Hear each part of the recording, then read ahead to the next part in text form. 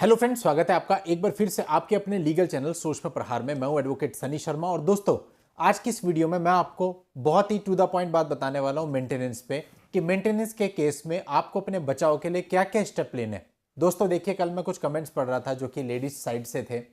बोला साहब, आप जो है इन पुरुषों को बचाने की कोशिश करते हैं, आप इनके फेवर में वीडियो ज्यादा बनाते हैं, आप इनको सपोर्ट करना बंद कर दीजिए। बहुत सीधी सी बात है, जो भी वीडियोज मेल के फेवर में आते हैं वो उन मेल्स के लिए होते हैं जिनके ऊपर झूठे मुकदमे दर्ज हैं, यानी जो प्रताड़ित हैं, यानी जो कि हैरेसमेंट झेल रहे हैं। और ये वीडियो कभी भी हस्बैंड या वाइफ या मेल या फीमेल को ध्यान में रख के नहीं बनाए जाते। ये वीडियो बनाए जाते हैं केवल सही और गलत को ध्यान में रख के। समाज में जो चीजें गलत हैं, जो गलत हो रहा है और जिनके साथ गलत हो रहा है, उनको सपोर्ट की आवश्यकता है। अभी ऐसा तो है नहीं कि चैनल पे महिलाओं के फेवर में वीडियो नहीं है।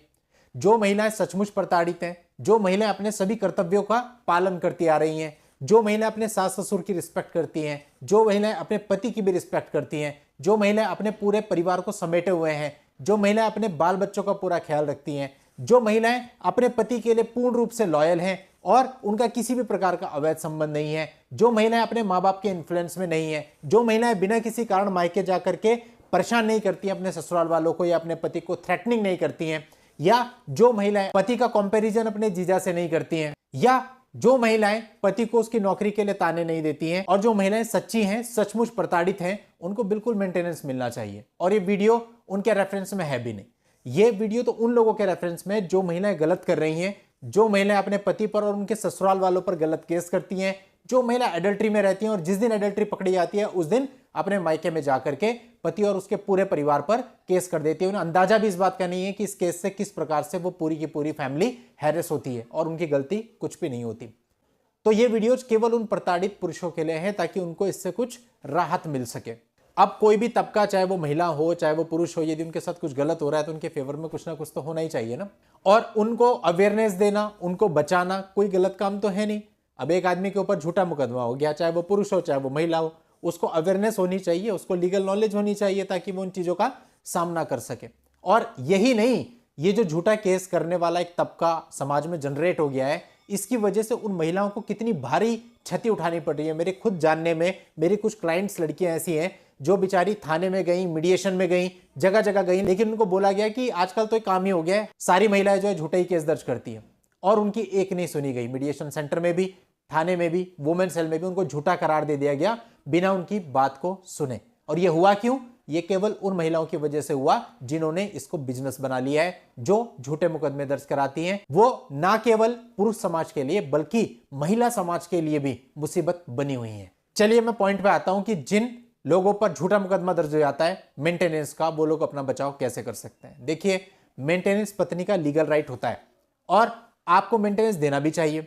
लेकिन बात यह है कि जहां पत्नी आपके साथ रही नहीं, अपने मायके में जाके मनगढ़ंत कहानी बनाकर आपसे पैसा उगाही करना चाह रही है, तो ऐसे में आपका लीगल राइट है उससे बचने का। तो यहां पर एक बहुत सीधी सी बात है, अगर आपको लगता है कि आपके बीच में ऐसा डिस्प्यूट हो रहा है या पत्नी और आपके ससुराल वालों की तरफ से आपको अनावश्यक रूप से धमकियां देने का दौर शुरू हो चुका है, तो ऐसा प्रतीत होता ही सबसे पहला काम तो यह करिए कि अपने नाम पर कोई प्रॉपर्टी मत रखिए, अपने नाम पर कोई व्हीकल मत रखिए, क्योंकि कल को झूठे मुकदमे डाल के वो लोग उसी पर क्लेम करेंगे, अनावश्यक रूप से आपसे डिमांड करेंगे कि फ्लैट मेरे नाम करा दो, ये मेरे नाम करा दो, अदरवाइज हमें मुकदमे खत्म नहीं करेंगे। तो सबसे पहले तो आप जड़ी खत्म कर दो, इस प्रकार की कोई प्रॉपर्टी आपके पास आपके नाम से होनी नहीं चाहिए, कोई भी व्हीकल आपके नाम से लग्जरी होना नहीं चाहिए, और सब कुछ बेच बाच के किराए के मकान में रहो। एड्रेस उनको पता नहीं होगा, सबसे पहले तो समनिंग ही नहीं करा पाएंगे, समनिंग कराने में सालों बीत जाएंगे, टाइम का खेल है। साइकोलॉजिकली ब्रेक होंगे कि कुछ मिल नहीं रहा है, चलो बात करके कुछ ले लेते हैं तो ज्यादा बेहतर है। और जब तक आपको सही तरीके से तामीली नहीं होगी तब तक एक्सपर्टे भी नहीं हो सकता। अब मान लेते हैं कि किसी प्रकार से आपको समन की तामीली हो भी गई, तो फिर से एड्रेस बदल लो और दूसरी जगह पे रहने लगो। होगा क्या? टाइम बीतता चला जाएगा। देखो, मेंटेनेंस का क्या है, मेंटेनेंस तो आप अपीयर होंगे तब भी देना है, और फ्यूचर में 2 साल बाद अपीयर होंगे तो 2 साल का एक साथ देना है। लेकिन बात सारी यह है कि सामने वाली पार्टी को तो 2 साल तक कुछ नहीं मिला ना, तो वो इतना लंबा वेट नहीं करेंगे, क्योंकि जितने भी झूठे मुकदमे हैं इनके पीछे रीजन एक होता है, वह है पैसा। पैसा चाहिए। अगर पैसे का टर्म हट जाए ना तो झूठे मुकदमे कोई करेगा ही नहीं। क्या पड़ रही किसी को जाकर के कोर्ट में भागने की? केवल इसी लालच में आदमी भागता है कि या तो कोर्ट से मंथली कुछ मिल जाए, और या फिर क्या हो कि एक साथ सेटलमेंट के नाम पे जितना चाहे उतना मांग ले, एक मोटी रकम अपने को मिल जाए, पूरी लाइफ सेट हो जाए, पूरी जिंदगी के लिए एक एफडी बन जाए और उस पर इंटरेस्ट आता रहे। तो यही इंटेंशन होती है जो कि झूठा मुकदमा करते हैं। हालांकि लॉ उन बेचारी महिलाओं के लिए बना था जिनके पति उनको मारपीट करते, घर से निकाल देते, भरण पोषण नहीं कर रहे होते, लेकिन आज का समय आप देख लीजिए कैसा आ चुका है, जहां पर पोस्ट ग्रेजुएट महिलाएं, वेल क्वालिफाइड महिलाएं जिनकी 1-1 2-2 लाख रुपए सैलरी है, वो मेंटेनेंस का केस डाल रही हैं। और सिर्फ केस ही नहीं डाल रही हैं, केस में पहली लाइन से आखिरी लाइन तक झूठे कथन कर रही हैं। अब खैर इससे होगा क्या, देखो टाइम बीतेगा तो ऑटोमेटिक ही धरातल पे आ जाएंगे और चाहेंगे कि इस चीजों को निपटा लिया जाए। तो आप चीजों को समझिए, आपके साथ सारी प्रॉब्लम क्यों होती है। जितने भी मैं नए लोगों से बात करता हूं वो चाहते हैं बस जल्दी निपट जाए, इसने ऐसा कर लिया मैं ऐसे कर लूं, मेरा बड़ा हैरेसमेंट हो रहा है, मैं तो अभी के अभी स्टेप ले लूं, अभी के अभी बाहर आ जाऊं। वो अभी के चक्कर में सब गड़बड़ होता है, क्योंकि आप इसे निपटाना चाहते हैं लेकिन आप अवेयर नहीं है। आपको लगता है मेरे पास बहुत सारे प्रूफ है, बहुत सारे एविडेंस है, मैं झंडे गाड़ लूंगा, लेकिन एक्चुअल में झंडे गड़ते ही नहीं।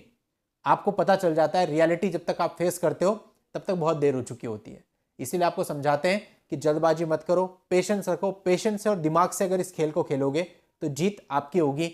लेकिन अगर आप इसको जल्दबाजी में खेलने की कोशिश करोगे, कोर्ट में जाके साबित करने की कोशिश करोगे कि मैं ठीक हूं और वाइफ गलत है, तो दोस्तों ये माहौल पूरी तरह से वुमेन सेंट्रिक है, आप ये कर नहीं पाओगे।